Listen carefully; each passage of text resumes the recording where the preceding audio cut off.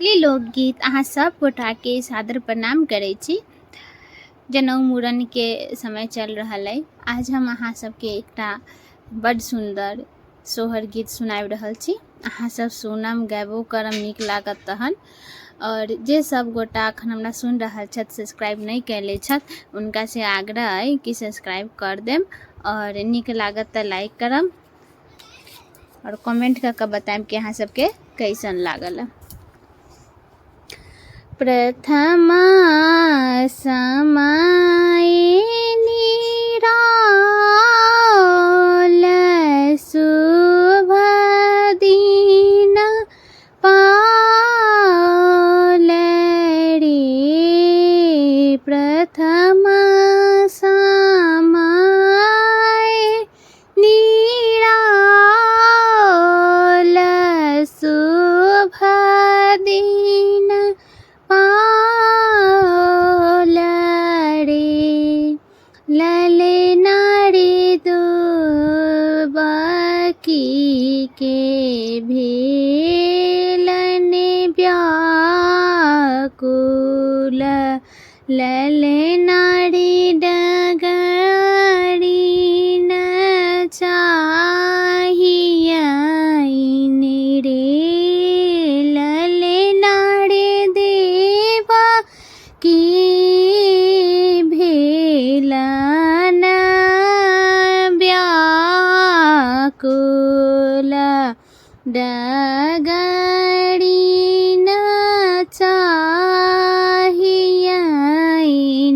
रे। दूसरा समय जाबाल वासुदेव जागत रिया।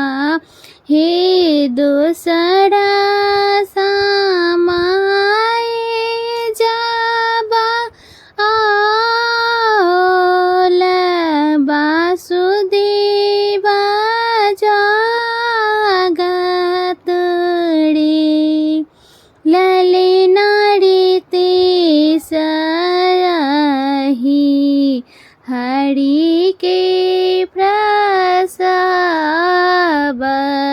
कलेस निराल रे। ललना रे तेसरहि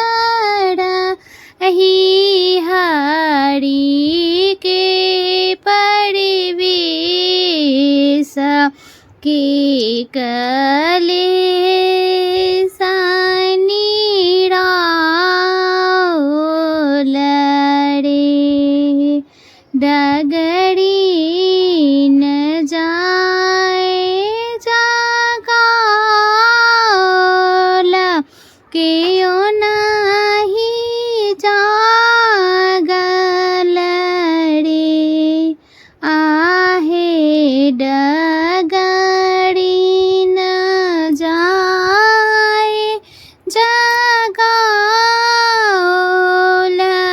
केओ नाही जागल रे।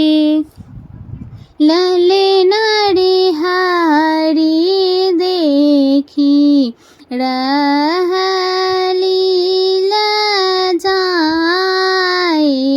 की कियन एहि पाल रे।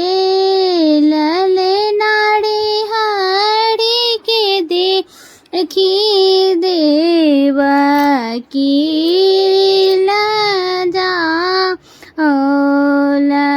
की कियन एहि पाल रे। कोरा जबलेलन वासुदेव के दर्शन पाओल रे। कोरा जबलेलन वासु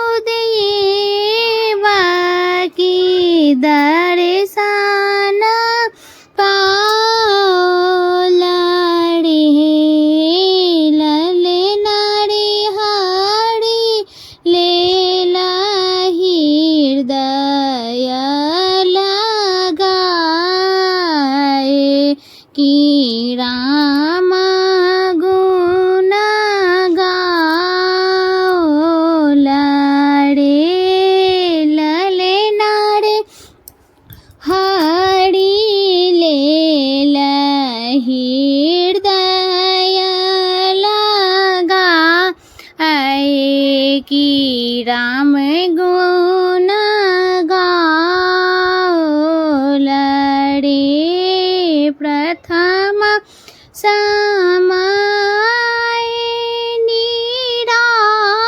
निराल शुभ दिन पाल रे ललना रे देवकी के भेलना व्याकुल